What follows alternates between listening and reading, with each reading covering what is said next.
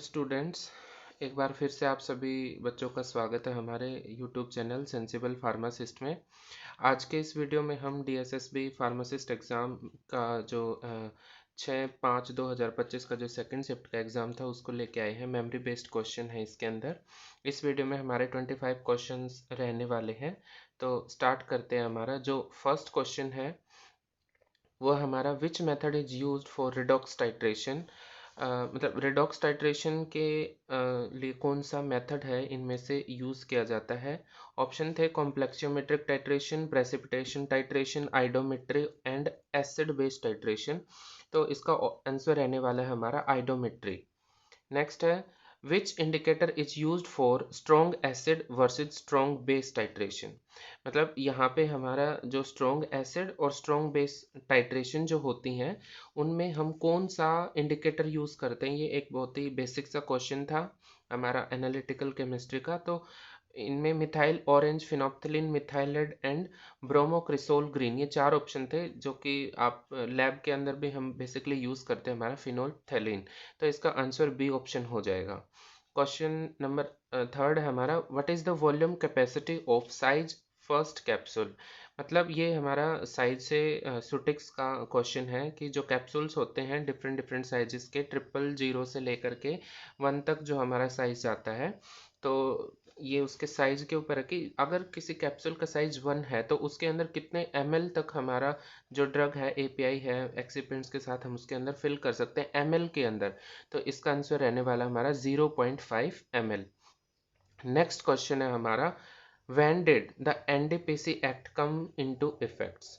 जो हमारा NDPC act है वो कौन से ईयर के अंदर मतलब इफेक्टिवली रेगुलेट किया गया था। दैट इज 14 अक्टूबर 1995 के अंदर हमारा एनटीपीसी एक्ट इफेक्ट्स के अंदर आया था। नेक्स्ट जो क्वेश्चन है हमारा question number 5 according to poison definition poison is. Poison की जो डेफिनेशन है उसके अकॉर्डिंग हमारा पॉइजन क्या है। anything which has a foul smell, anything which is natural, anything which can be fatal and anything soluble in water। इन चारों options को देखते ही हमारा आंसर निकल के आ रहा है option number C, that is anything which can be fatal. So ये क्वेश्चन भी हमारा काफ़ी इजी है। नेक्स्ट है हमारा technology use for combining DNA from different species is called. मतलब वो टेक्नोलॉजी जिसमें हम डिफरेंट स्पीसीज के डीएनए को कंपाइल करके एक डीएनए बनाते हैं, और मतलब हम कह सकते हैं कि डीएनए के अंदर डिफरेंट कोड्स को हम चेंज कर रहे हैं, ऐसा कुछ कर रहे हैं। तो उस टेक्निक को हम क्या बोलते हैं, टेक्नोलॉजी को हम क्या बोलते हैं।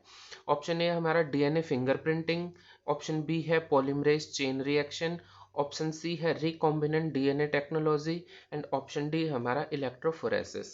देखिए जो डीएनए फिंगरप्रिंटिंग है वो तो हमारी एक एनालिटिकल टेक्निक हो गई जिसमें हम डीएनए टेस्ट परफॉर्म करते हैं चेक करने के लिए कि डीएनएज मैच हो रहे हैं या नहीं, ऐसा कुछ। पॉलीमरेज चेन रिएक्शन पीसीआर ये एक रिएक्शन है, इसमें तो हमारा जो डीएनए होता है वो ही पॉलीमरेज एंजाइम की हेल्प से एक डीएनए से दो डीएनए के उनके स्ट्रैंड्स बनते ही हैं। रिकॉम्बिनेंट डीएनए टेक्नोलॉजी ये ही एक टेक्नोलॉजी है जिसमें हम क्या करते हैं, हमारा दो या तीन या जितने भी हमारे पास स्पीसीज हैं उनके डिफरेंट डिफरेंट कोड को हम कट करके एक ही डीएनए प्रिपेयर करते हैं। ऑप्शन डी हमारा इलेक्ट्रोफोरेसिस। इलेक्ट्रोफोरेसिस तो एक टेक्निक होती है जिसमें हम क्या करते हैं, डीएनए के जो डिफरेंट डिफरेंट फ्रेगमेंट्स होते हैं चार्ज के बेस पे उनको सेपरेशन करते हैं। तो इन ऑप्शंस को देखते हुए ही हमारा आंसर निकल के आ रहा है, that is recombinant DNA technology. Next question है हमारा to immiscible liquids can be separated by. मतलब दो इमिसिबल लिक्विड्स है हमारे पास, एक सॉल्यूशन है दो इमिसिबल लिक्विड्स का, उनको हम कौन सी टेक्निक से सेपरेट आउट करते हैं। Paper chromatography, sublimation, super centrifuge and crystallization. ये हमारा एनालिसिस का ही क्वेश्चन है। पेपर क्रोमेटोग्राफी तो हमारा सेपरेशन करता है एक मिक्सचर के अंदर से डिफरेंट कंपोनेंट्स को। सब्लिमेशन के अंदर हमारा जो सॉलिड होता है वो मतलब लिक्विड होता है या तो गैस फॉर्म या सॉलिड, वो डायरेक्टली वेपर्स फॉर्म में कन्वर्ट हो जाता है।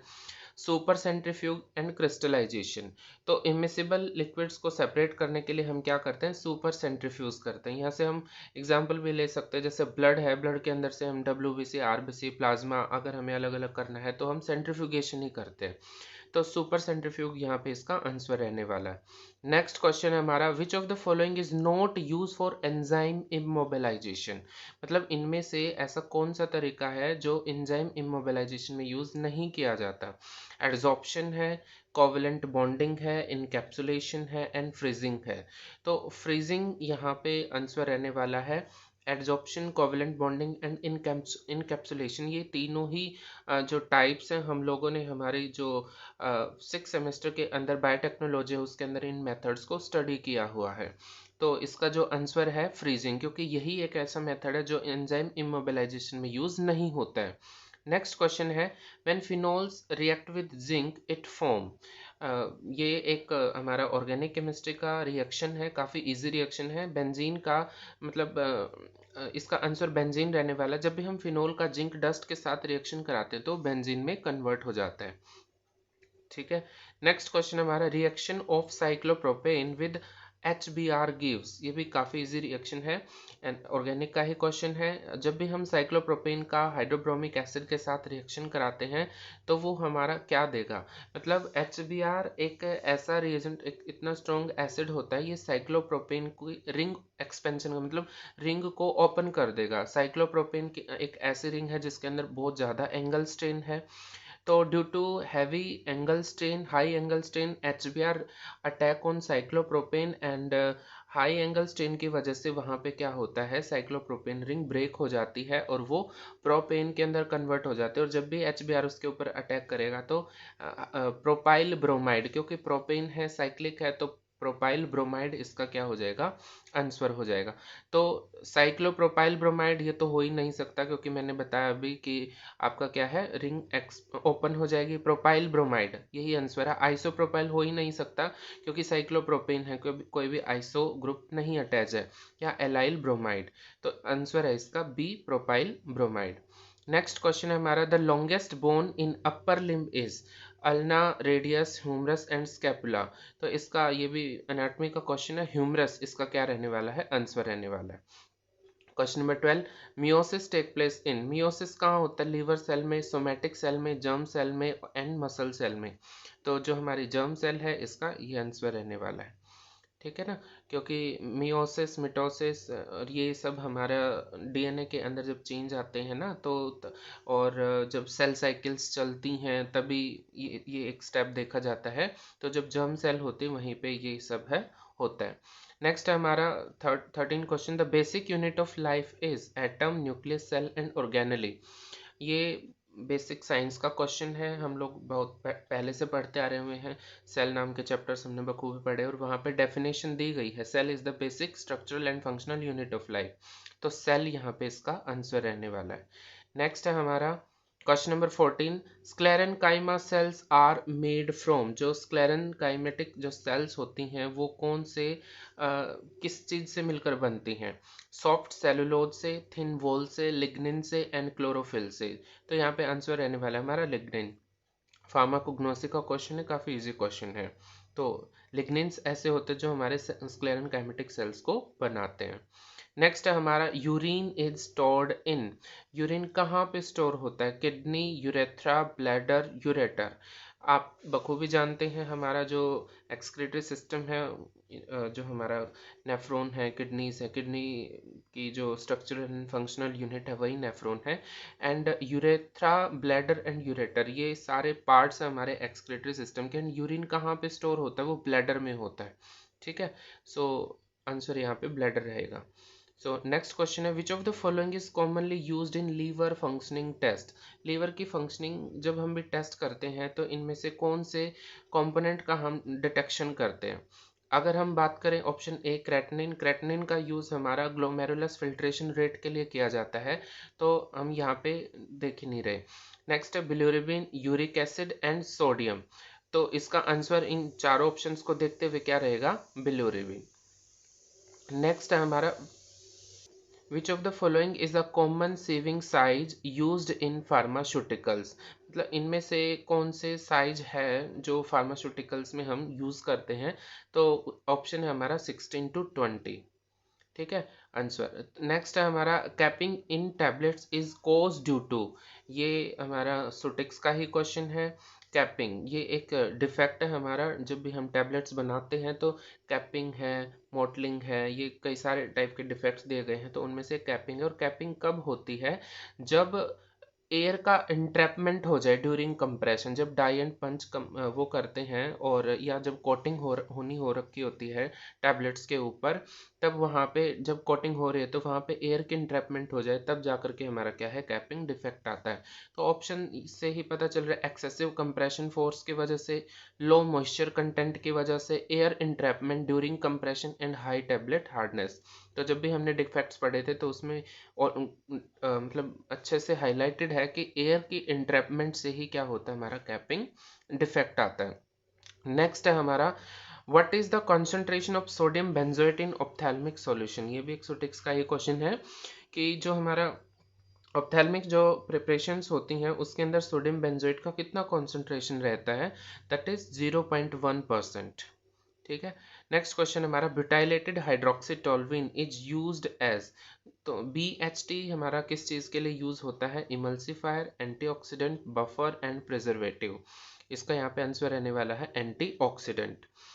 Next question, most important factor in ophthalmic solutions is.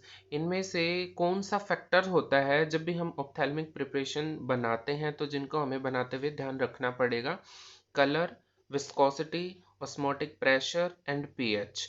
तो इन ऑप्शंस को देखते हुए हमारे यहाँ पे निकल के आ रहा है ऑस्मोटिक प्रेशर। मतलब जब तक टॉनिसिटी ही मैच नहीं होगी तब तक हम ऑप्थेल्मिक प्रिपरेशंस को इफेक्टिवली डिज़ाइन नहीं कर सकते। नहीं तो आप लोगों ने इसका पूरा कॉन्सेप्ट पढ़ा ही हुआ है, बहुत सारे डिफेक्ट्स आ सकते हैं। तो according to option osmotic pressure यहाँ पे हमारा करेक्ट आंसर रहने वाला है। नेक्स्ट क्वेश्चन है, that is therapeutic drug monitoring is used for. जो TDM होता है उसमें हम किस चीज़ को मेजर करते हैं? Antibiotics only, vaccine, narrow therapeutic index drugs and over to the counter drugs. तो यहाँ पे भी ऑप्शन देखते ही आंसर निकल के आ रहा है, that is narrow therapeutic index drug. Next question, regulatory body for Ayurveda, सिद्धा एंड यूनानी सिस्टम इज। जो आयुर्वेदा, सिद्धा और यूनानी सिस्टम को रेगुलेट, जो कौन सी रेगुलेटरी बॉडी है जो कंट्रोल एंड कोऑर्डिनेट करती है इंडिया के अंदर? That is NABH, सिडिस्को, CCIM and Ayush. तो इसका आंसर क्या रहने वाला है? आयुष। आयुष ही है जो हमारे इन सभी प्रिपरेशंस के क्या है, रेगुलेट करती है। नेक्स्ट है, which is not a critical factor for a clinical pharmacist. Note एक क्रिटिकल फैक्टर पूछा गया है यहाँ पे। Patient complaints, price control, drug interaction, patient compliance. तो यहाँ पे हमारा क्या है? Price control. क्लिनिकल फार्मासिस्ट के लिए कौन सा इनमें से एक क्रिटिकल फैक्टर नहीं है? तो वो है price control. Next question, herbal drug monograph are referenced from. जो हर्बल ड्रग के जो मोनोग्राफ हैं वो रेफरेंस है वो कहाँ पे दिए गए हैं? Indian pharmacopoeia, European pharmacopoeia, WHO monograph या ब्रिटिश नेशनल फॉर्मूलरी। तो आंसर यहाँ पे हमारा WHO मोनोग्राफ रहने वाला है। तो ये थे हमारे 25 क्वेश्चन। मिलते हैं हम अगले वीडियो में कुछ और हमारे क्वेश्चंस को लेकर के जो मेमोरी बेस्ड हैं। अगर आप लोगों को कुछ क्वेश्चंस पता है तो आप प्लीज़ कमेंट बॉक्स में ज़रूर बताइए ताकि हम उनके ऊपर वीडियोस अपलोड कर सकें। Thank you so much.